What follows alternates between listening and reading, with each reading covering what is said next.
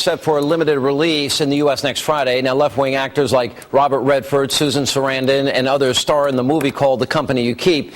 Now, this is a film that effectively romanticizes this domestic terror group. Now, here's how Hollywood plans on honoring the radical organization that was, of course, founded by President Obama's old pal, Bill Ayers. Watch. Former Weather Underground leader Sharon Solar, one of the longest-standing fugitives on the FBI's most wanted list, was arrested yesterday, 30 years after the notorious Bank of Michigan robbery, which resulted in the death of a guard. What's wrong? You look weird. I'm fine, honey. I look at the man's history. The man doesn't exist before 1979. Fugitive Nicholas Sloan has been exposed by a reporter living as a lawyer named James Grant. Does Grant have any family? A daughter, 11. See you soon. Where are you going? I don't think he's running away. I think he's trying to clear his name. Our government was murdering millions. We never betrayed each other, any of us, over all these years. Got him. You have a full green light. What are you willing to take a risk for? Now, let's remember the horrific history of the Weather Underground. In 1970, the group planted a pipe bomb at the San Francisco Police Department. One person was killed. Also that year, the NYPD was targeted with dynamite. 7 were injured in that case. Then 3 weathermen were killed while trying to assemble IEDs in New York City. In 1971 and 72, both the U.S. Capitol and the Pentagon were hit.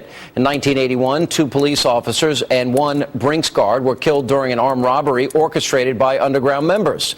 Sadly, this is what Hollywood is choosing to celebrate, but I'd expect nothing less from people like Redford, Susan Sarandon, and others. Joining me now is Reaction, Fox News contributor Michelle Malken. I guess, they're supposed to be the heroes that stand for their beliefs, and is that how this plays out according to Deadline Hollywood? Yeah, you know what an emetic is, right? It's something that induces nausea and vomiting. Well, This trailer for this movie is a Hollywood-manufactured emetic. And Robert Redford and Susan Sarandon and all of their left-wing pals who glorify terrorists who have blood on their hands are human emetics.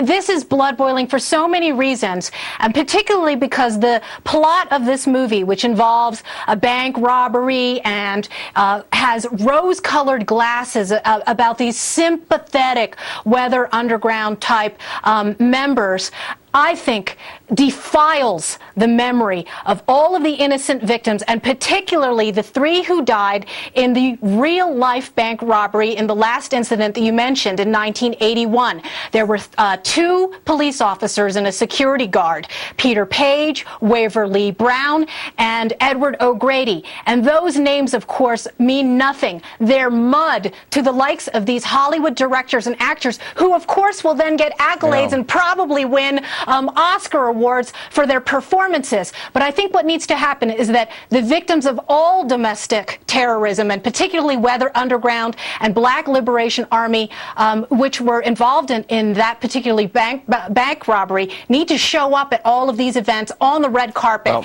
and make these people confront the real-life violence that they are glorifying. And then, of course, later you'll become an esteemed professor at a liberal university like the University of Chicago, and then, of course, you can start the political career of Barack Obama in your house and give speeches with Obama and sit on boards with Obama. I know it's old. We still haven't gotten an answer, and it still irritates me. Let me show you this video. Maybe like father, like son.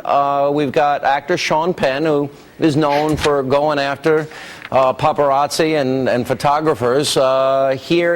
He walks in. He actually, interestingly, didn't do anything, but then his son, 19 years old, follows up, and watch this video.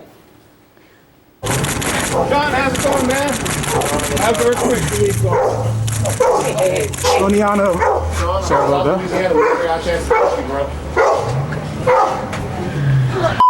Get in the back. What the hell? Yo, you kidding me? Yo, don't ever do that, dude. Don't do that to your You're a kid. You're a kid. You don't do word? That's the kind of talk you're teaching him, Sean? Huh? Shut up. Oh, word? Wow. Reaction. Whew. Yeah, the Hollywood anger management candidate apple doesn't fall far from the tree. Of course, Dad, Sean Penn, the senior, of course, was involved in violent altercations with paparazzi. And here now is the son, Hopper Penn, who was pretty hopped up in that video, hurling homophobic and racist slurs at a photographer on the day that, one of these gay marriage cases is before the Supreme Court. Sean Penn himself, a big champion of gay rights. Remember a couple of years ago when he was honored by Hollywood for his depiction of gay Mayor Harvey Milk, the San Francisco mayor, and waxed forth so sanctimoniously about the need for tolerance. Maybe he should have been delivering that speech to his son. I watched this and I'm thinking, there's such hypocrisy by, they should be thanking the paparazzi because that helps them get some pictures in the paper, get some publicity. Why is there all this anger? Alec Baldwin's another lunatic out there that, freaks out if a photographer is taking a picture. If someone wants to take a picture, I go, hi, smile. What is this big deal? Yeah, look, I mean, I have sympathy for a lot of people who are famous, who have to deal with that, especially if they have children. But look, that photographer wasn't doing anything. He was doing his job, and he was attacked in this very bigoted way by liberal celebrities who Imagine are if a conservative said it. Imagine if it was said at a Tea Party rally, which it wasn't. All right, Michelle, thank you. Or by a Republican's child. Yep. I appreciate it. And coming up next, this